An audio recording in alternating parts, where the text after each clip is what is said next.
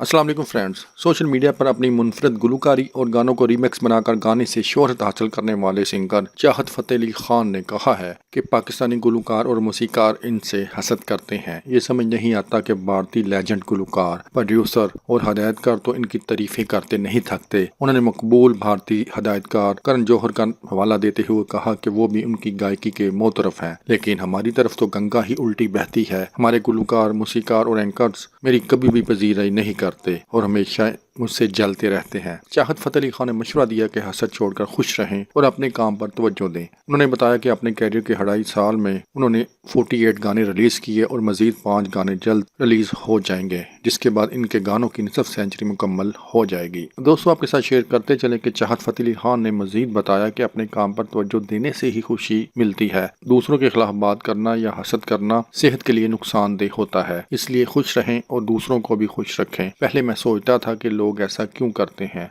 मगर अब मैं हसद करने वालों की परवाह नहीं करता। मुझे लोग देखते हैं, मुझे प्यार करते और मुझे सुनना पसंद करते हैं, यही मेरे लिए बहुत है।